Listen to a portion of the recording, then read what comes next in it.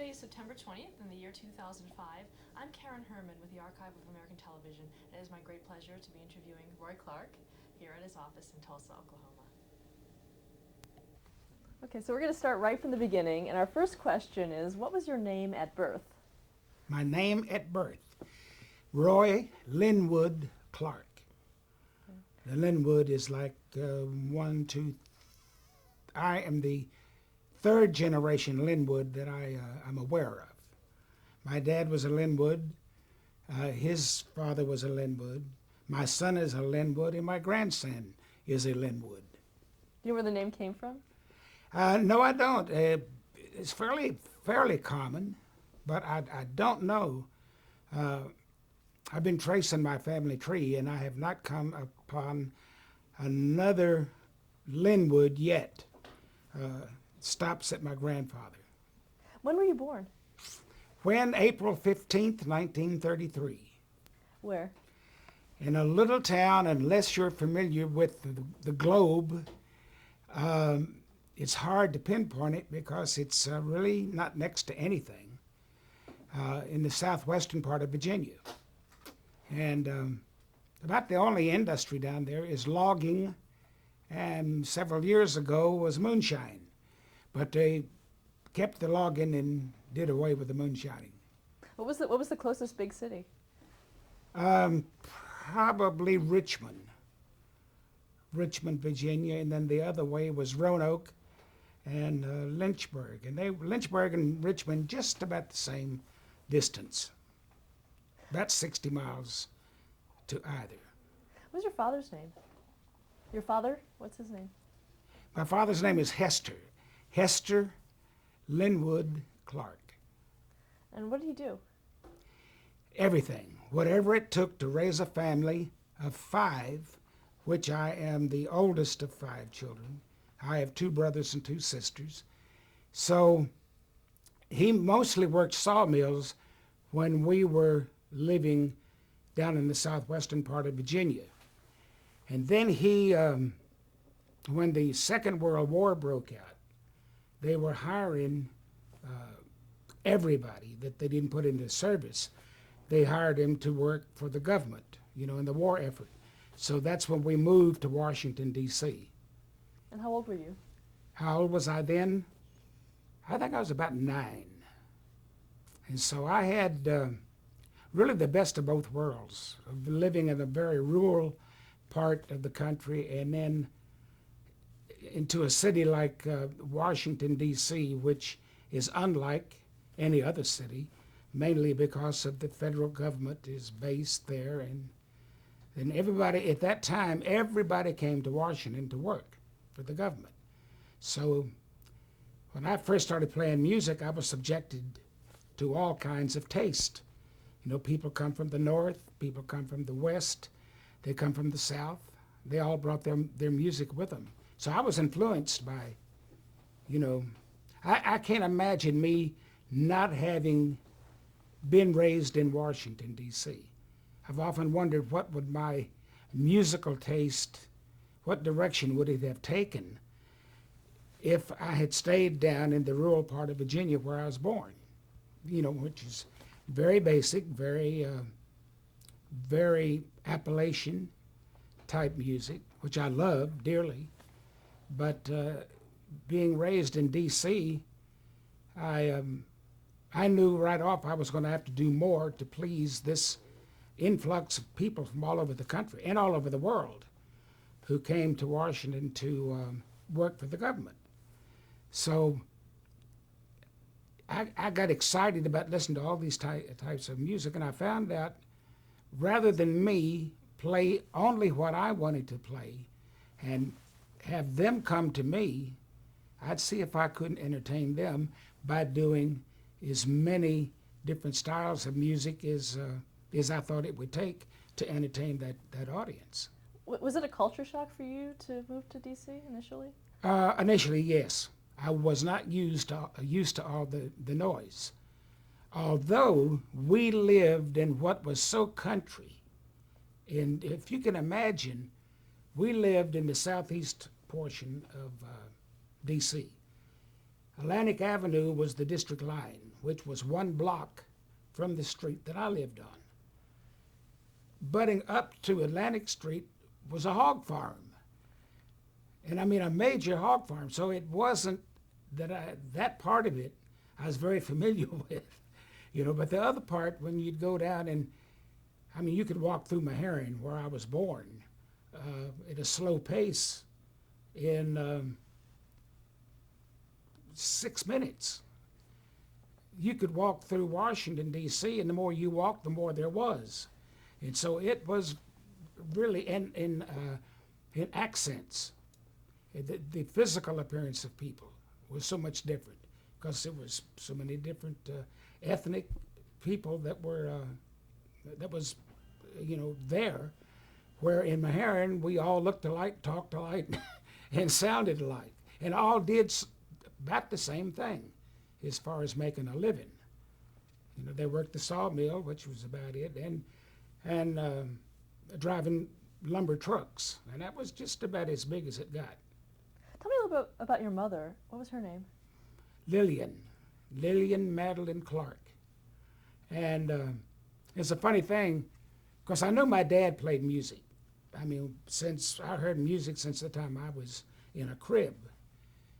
But I never knew my mother played until one night we were out visiting some friends, and us kids were out in the yard playing, and we heard all this singing and this piano playing.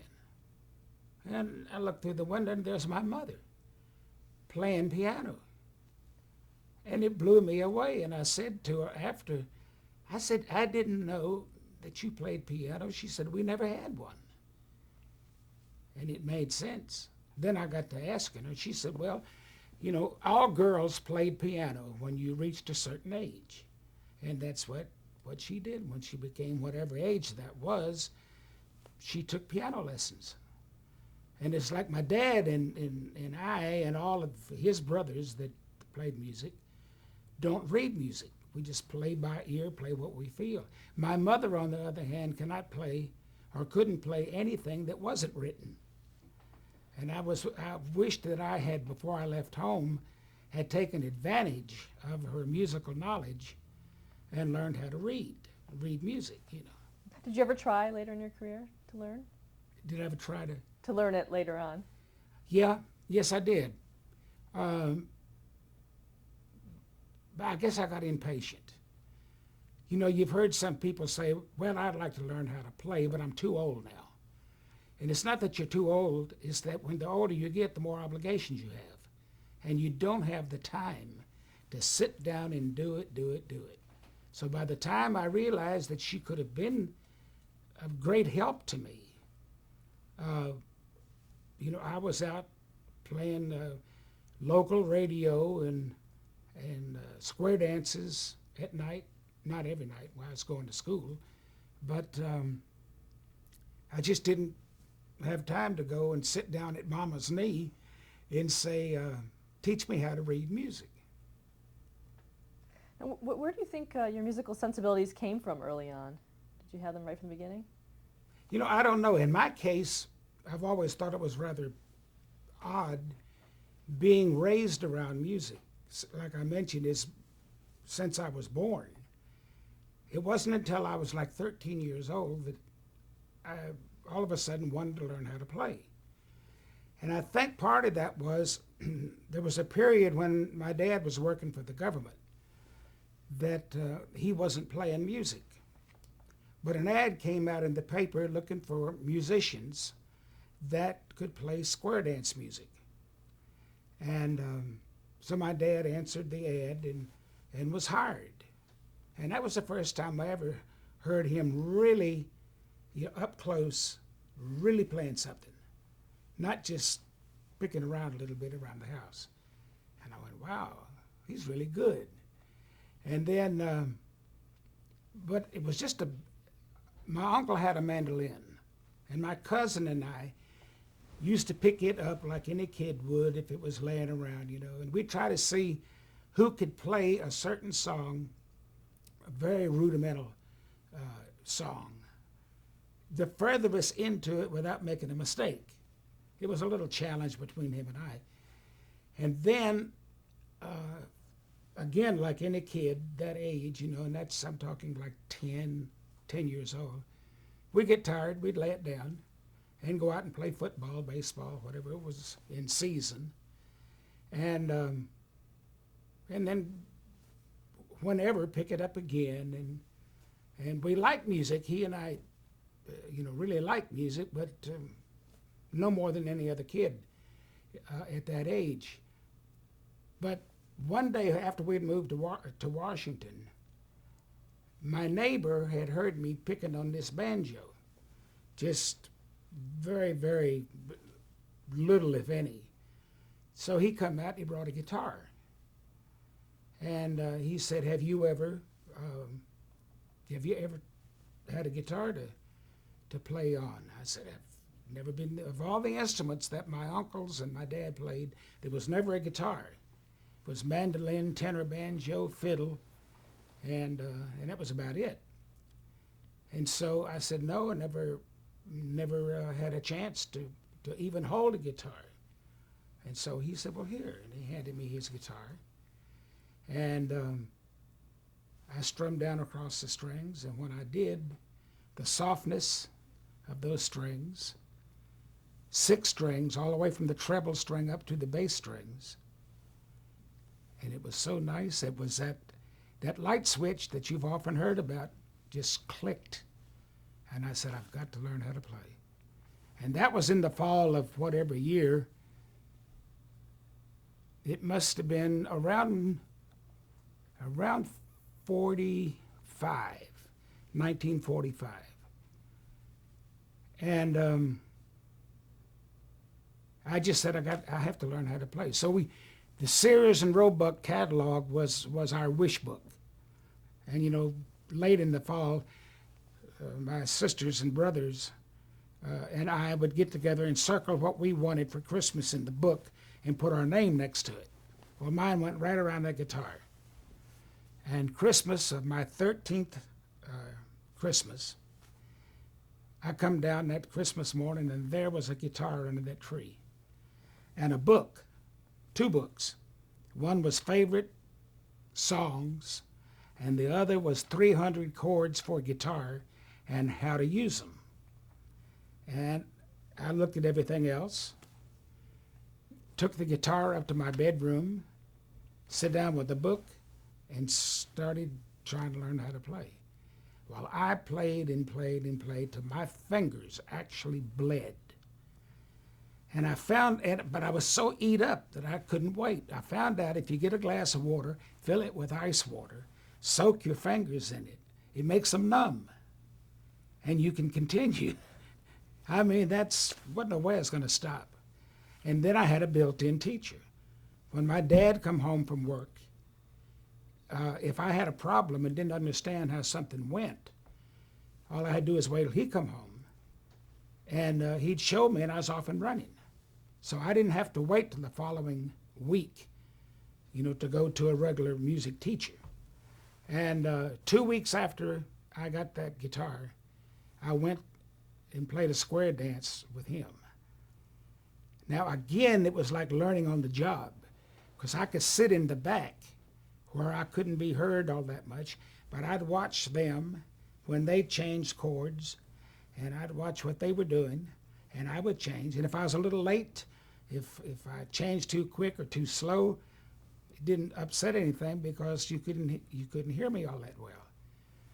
But boy, you talk about the best of all worlds to learn how to play is that book and my dad to get me over the problems, and then have music to play with others that you could play along with them and still not interrupt or ruin if you made a mistake.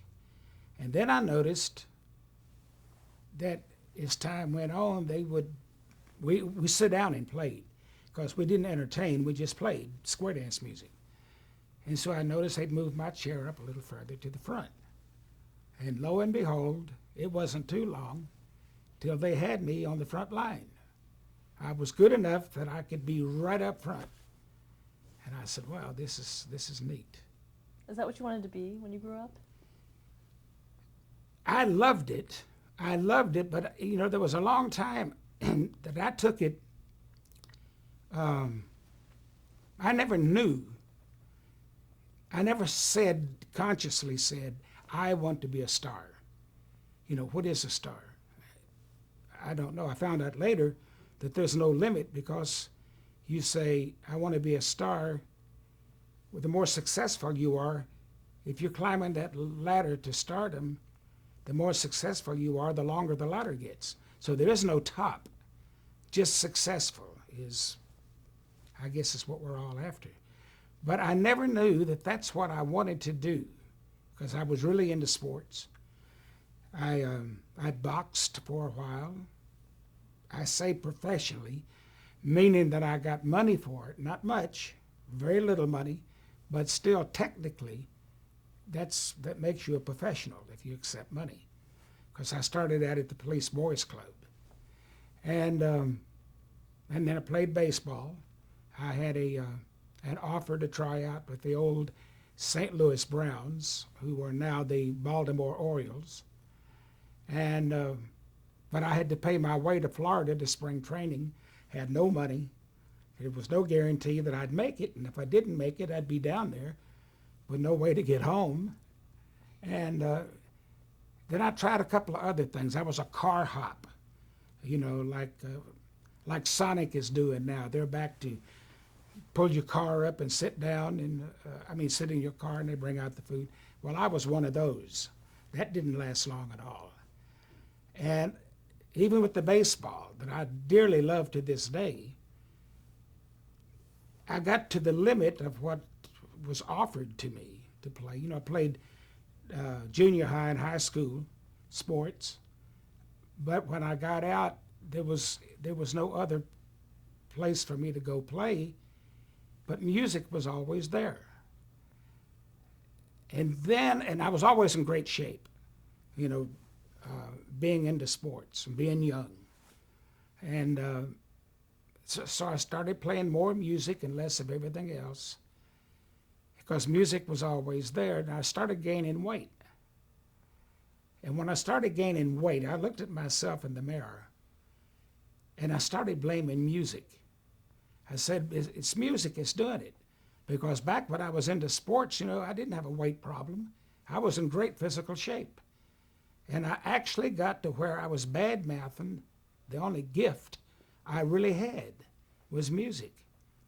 And then again, one day, I looked in the mirror at myself and I said, you ungrateful bleep, bleep, bleep, bleep, bleep. Here you are, bad math, the only thing you really have going for you. So at that time, I had a complete attitude change and started respecting music and dedicating myself more into it. But still, I had done what you would consider to be pretty successful on a local basis around Washington, D.C., that that I was making headway, but still didn't know that that's really what I wanted to do in the end. But I noticed it when I was playing nightclubs. When I became of age, I could go play nightclubs and stuff, and that's where more of the money was, and still play occasional square dances. Then I started doing local radio, and then local television.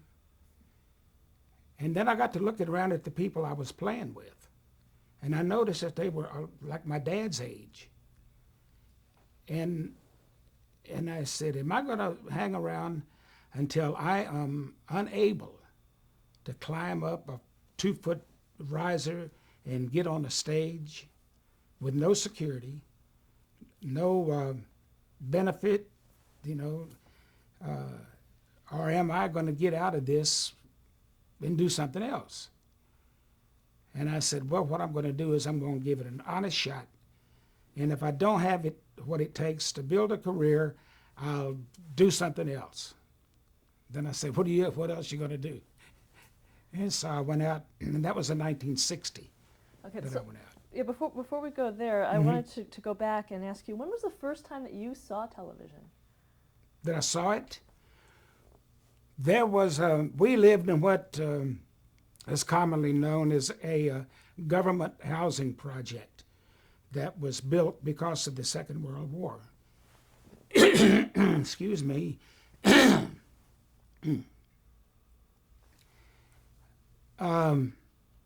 Because of the Second World War, we there was 4 units in a building, and one of the there was someone in that building. 4 units. We lived on the end, and I think one of the middle units there was a family that had a television. Well, television was, it just blew your mind. You couldn't understand it because it was so new. How did they get a picture to go through the air? You know, the one thing you never questioned radio, because you couldn't see it, so they had a trick or something they used to do that. But how did they get a television picture to go through? And so the big thing on television back then, and I forget what night it was wrestling. And we would all go over and look through the window of these people that had the television set, and they'd have to turn around and tell us to be quiet because we'd hooping and hollering like we were at a drive-in theater, and it just fascinated you. And my dad finally got a television, and it was only programmed, so many hours a day, and then it just went off. You couldn't wait for it. I'd sit there and stare at the blank pattern that they would, adjust their cameras and things with, and that was intriguing. It didn't do anything but just sit there, but boy, so would you. And then Milton Berle came along. He was Mr. Tuesday Night, Texaco Star Theater, and that was you do anything not to, miss it. But then about that time, television really started.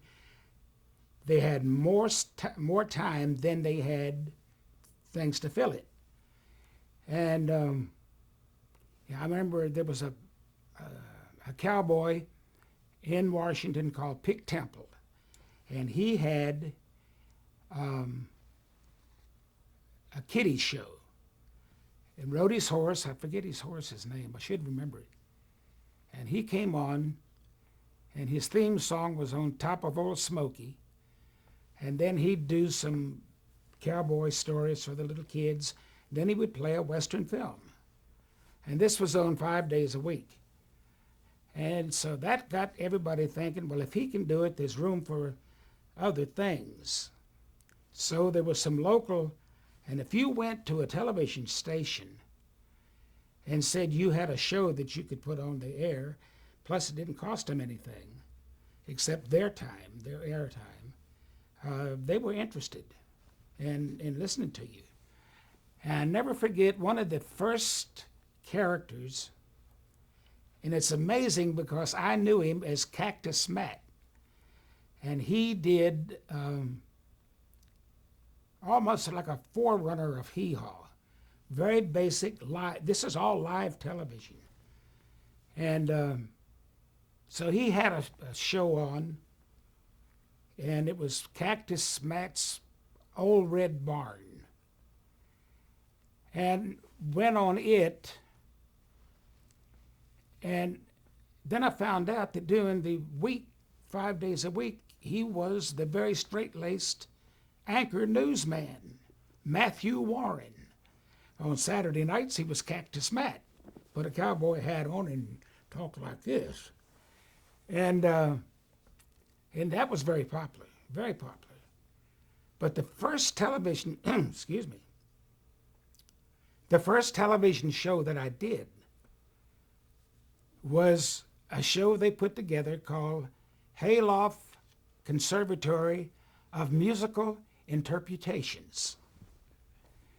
And that was their hillbilly the answer to their hillbilly music, which was very popular then. What did you do on the show? What did I do? It was mostly music. There was a quartet that sang. There was usually 2 square dance bands and square dancers.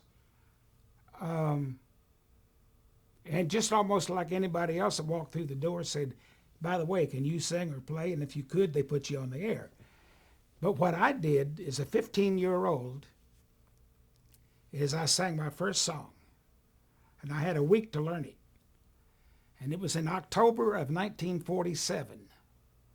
And the big hit of the day, and it was number 1, it was even very popular on what they call the pop charts. It was called One Has My Heart, the Other Has My Name. Written about a guy who is married but in love with another woman. And as I look back on it, I was 15 years old.